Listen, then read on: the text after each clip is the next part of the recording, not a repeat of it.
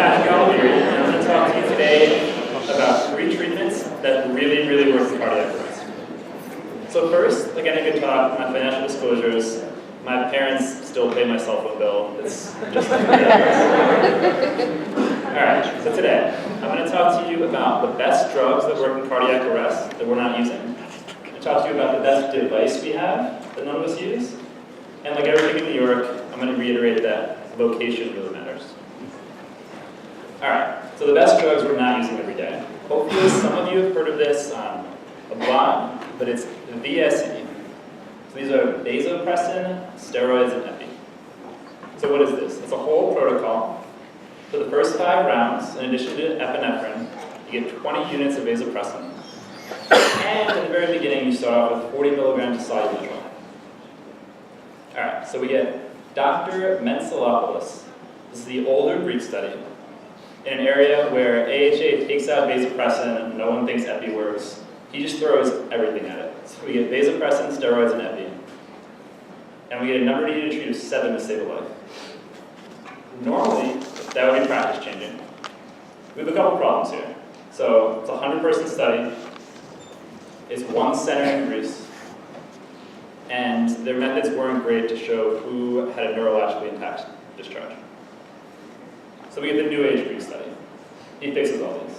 So we have 265 people, 3 centers in Greece, and their methods are perfect. We get a number needed to treat of 12 to save a life and walk out of the hospital. A couple caveats, so I'm not misleading you guys. These are in-hospital cardiac arrests, which we see some of, but not too many. And it's a whole protocol. So I'm going to give this, and this is something I don't see very often at all.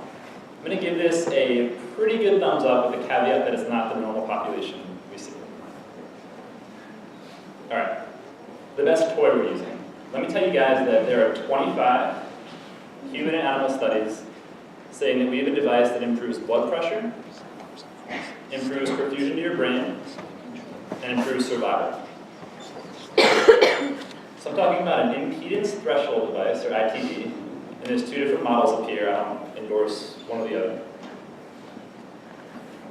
Alright, so normal physiology. I breathe in, diaphragm expands, and that's what lets air in. That negative pressure also lets preload in. Preload dictates cardiac output, we're all happy.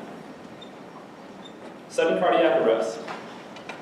We have chest compression in, your chest immediately recoils and air goes in, and there's no room for that preload that helps perfuse your brain and your heart and all that good stuff. So an ITD basically just fixes this. It prevents air from coming in when the chest recoils. You have negative pressure, and you can perfuse everything you need to. So all sounds awesome, right? So one tiny journal did a study of 8,000 people, randomized ITD versus sham, and we see no difference in mortality. So a huge, huge bar. There's a big group in the resuscitation community that thinks all these treatments that could be really, really great are hindered because our CPR is really, really poor. So they take this study, they look at the 1,800 people who got good compression, got compression right away. In that 1,800, totally worked. Have an NNT of about 14 to save a life and let someone walk out of the hospital if you use this device versus not. I can't go 100% against a New England Journal of Medicine study, but I'm cautiously optimistic. And I would 100% want this device used for me. We're going to see a lot more of it. Alright, only question I'll ask to the audience is where would you want to die? And what I mean by that isn't as morbid, it's if your heart were to stop in one city in the country, where do you think you have the best shot of walking out alive? Alright, so I heard someone say this room, which is pretty yes. Let me tell you one more thing. We have a 2004 resuscitation study and a 2008 JAMA study of 80,000 cardiac arrests between the 2. Out-of-hospital cardiac arrest survival rate for Chicago, 3.1%. And for Seattle and Kings County, between 35 and 46%. That's a number needed to treat of about 3 to save a life just based on where you flew to that day. So what's going on?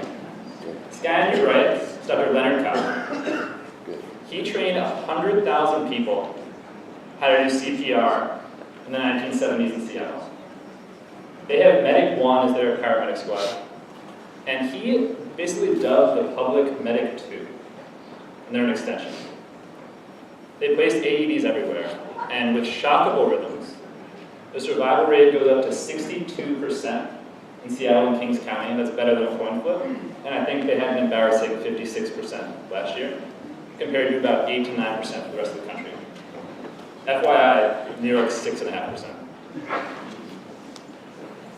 Every other person, literally 50% of people in the Seattle area know how to do CPR and work in AED.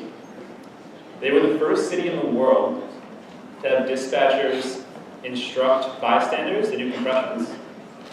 And they're piloting a study. They have piloted a program where you can get a text alert if someone goes down within a block of you, and you can run and start compressions before Medic 1 gets there. All right, so they teach push hard, push fast, and push often. Little physiology. After 10 seconds, pause in compressions. It takes another 45 seconds to perfuse your brain again. And for every 1 second above that, your mortality goes up by 1%. So 1% pause above 10 seconds. They preach this, they send people everywhere, and there's nothing that works better that we have besides maybe the idea of doing a chest compression than early chest compressions and getting the public involved. I'm going to give this a push hard, push fast fist bump, not just a thumbs up, because it's by far the best thing yet. My last plea is just to all of you guys. No one should be nerdier about resuscitation than ER doctors.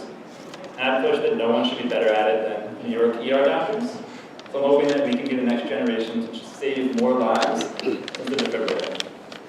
My last plea, just like Party, you an amazing talk, is this is an incredible fellowship. Please apply. Thank you to all NYC, and thank all of you for your time.